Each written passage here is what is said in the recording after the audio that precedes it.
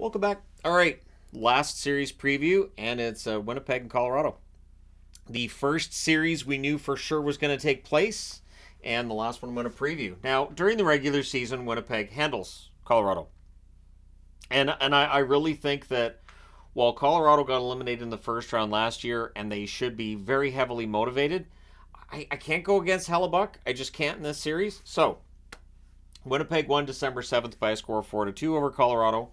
They won 6-2 on December 16th, and then they won 7-0 on April the 13th. So those 6 points are the difference maker between Colorado having home ice or Winnipeg. Winnipeg gets home ice virtue of getting 6 points to nothing in the matchup. Winnipeg ends up 52-24-6. Really strong numbers. Colorado, not too bad themselves at 50-25-7. So these teams are close. Very, very close. The vote is the closest of the 8 votes currently on the channel when it comes to the first round, and it's understandable. These teams play different styles. It feels like Winnipeg's going to want to keep the scoring down a little bit. Colorado's going to want to keep things high and really good up-tempo hockey. Now, Winnipeg can play up-tempo, but when they win, they're generally winning games 3-1, 4-2, rather than 7-5 or 6-4. So, for the Winnipeg Jets, Mark Scheifele has to be one of their best players. 74 games, 25 goals, 47 assists, 72 points. Their leading scorer this season.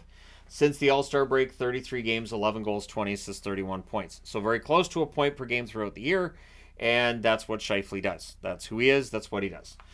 Josh Morrissey had a remarkable year. 81 games, 10 goals, 59 assists for 69 points. After the All-Star break, 34 games played, 3 goals, 32 assists, 35 points.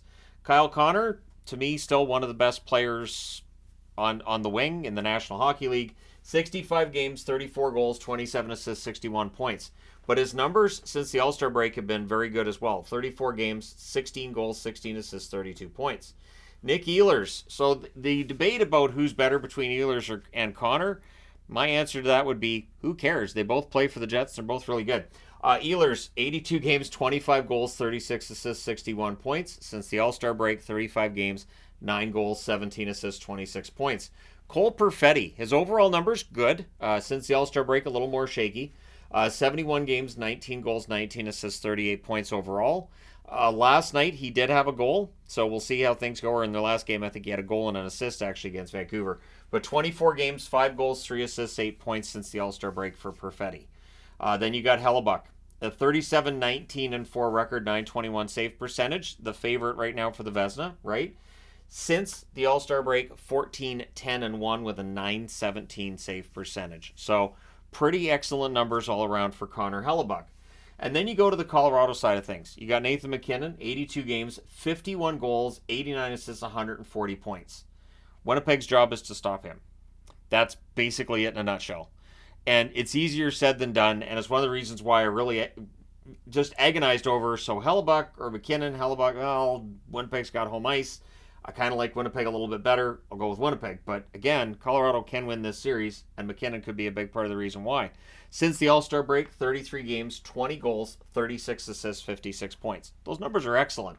Rantanen, 80 games, 42 goals, 62 assists, 104 points. Since the All-Star break, 31 games, 15 goals, 23 assists, 38 points. Cale Makar, his scoring dropped off a little bit after the All-Star break, but still, 77 games, 21 goals, 69 assists, 90 points. Since the All-Star break, 33 games, 9 goals, 23 assists, 32 points. He will very likely be a finalist for that Norris Trophy, and we'll see whether he ends up second in voting, third in voting, what happens there. I would think it's going to be Yossi third, Makar second, Hughes first, but we'll see. Then you got Drouin. 79 games, 19 goals, 37 assists, 56 points. Feast or famine player, but it's been feast since the All-Star break. 32 games, 9 goals, 19 assists, 28 points. Very strong production from Drouin, who, of course, playing with MacKinnon, they have a history together, playing together. Nichushkin, 54 games, 28 goals, 25 assists, 53 points. It's been a challenge for Nichushkin to stay in the lineup. We'll see how he does in the playoffs, but 14 games since the All-Star break, 6 goals, 5 assists, 11 points for Nichushkin. Then you get the goaltending. And there is a little bit of a controversy here. It's part of the reason I'm wearing a Winnipeg jersey. Georgiev's numbers have not been great. 38, 18, and 5 overall with an 897 save percentage. Since the All-Star break, 11, 7, and 3 with an 895 save percentage. Then you have Annunen, 8-4-1 overall with a 928 save percentage, but since the All-Star break, 7-4-1 with a 930 save percentage. So Annunen's been the better goaltender than Georgiev, but Coach Bednar, he's not a judge yet, but someday, if there's a coach that could be a judge, maybe that'll be a video someday. Bednar would qualify. But at any rate, Coach Bednar has said that Georgiev's the starter, but if they have a hard time in game one and if Georgiev's numbers are ugly, I don't think they'll be shy about going to Annunen as a result. So we shall see.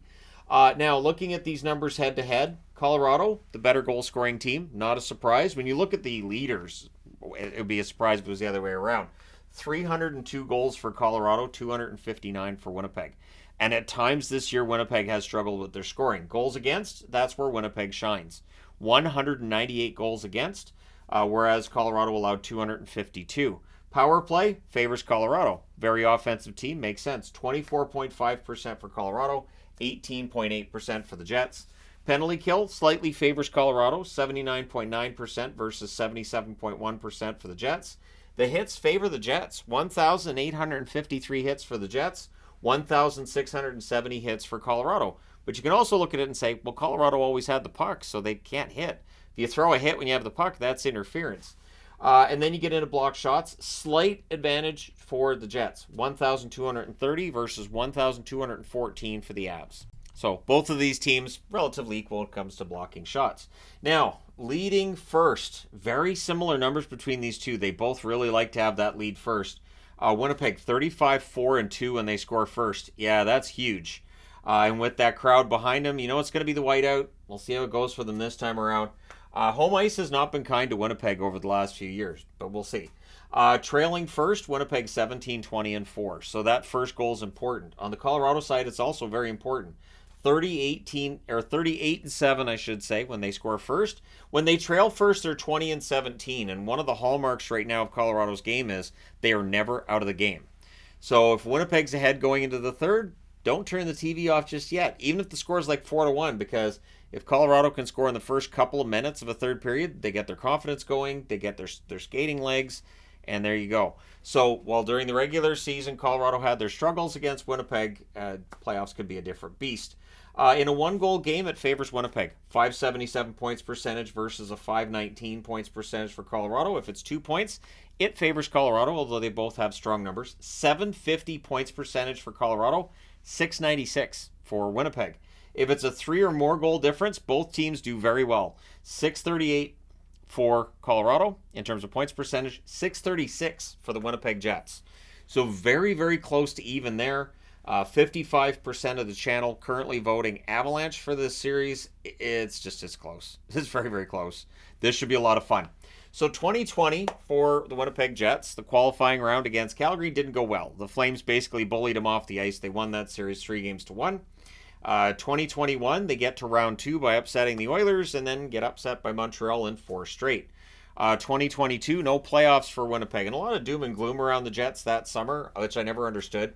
2023, they get to round 1 and lose against Vegas 4-1. That series started out well enough for Winnipeg. They just couldn't maintain it. The difference between the 2023 playoffs and this playoffs is that they have home ice to start. They have to basically go out there, win game 1, preferably win game 2 as well. Put the pressure on the Avs that they can't lose a game at home. Now on the Avs side of things, 2020, they go to round 2. They lost in 7 games against Dallas. 2021, they lost in the second round again, this time against Vegas in 6 games. The narrative after 2021 was, this team can't get past the second round. They're just not good enough. Colorado, they're not going to get there. Then in 2022, they did. They won the Stanley Cup. Last year, they lost in the first round against Seattle in 7 games. So while Colorado does have that Stanley Cup win, they've also had plenty of playoff disappointment along the way too. I don't think this series is as cut and dried as some may paint it to be for the Avalanche. And I think Winnipeg, I think there's an opening there. Now, other Winnipeg players I wanted to highlight, Gabe Vilardi. 47 games played, 22 goals, 14 assists, 36 points. Good nose for the net. Vilardi's a goal scorer, and it's been a lot of fun to watch him when he's been healthy this year. Hopefully he plays a full 82 games next year. I think he could hit 40-plus goals. Sean Monahan's been a solid addition for Winnipeg. 34 games, 13 goals, 11 assists, 24 points since joining the Jets.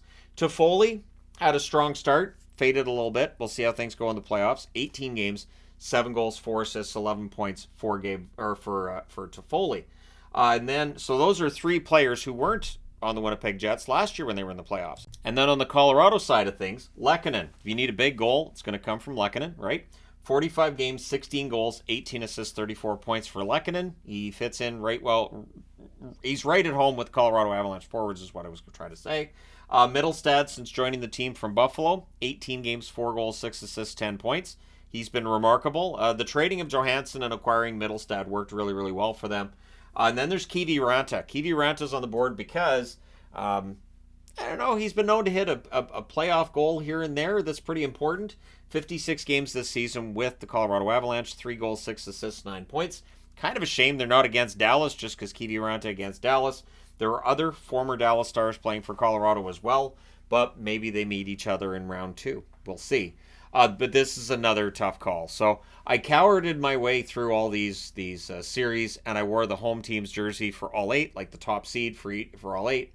I will be a little more daring when it comes to picking my bracket, but this series is just close. It really is.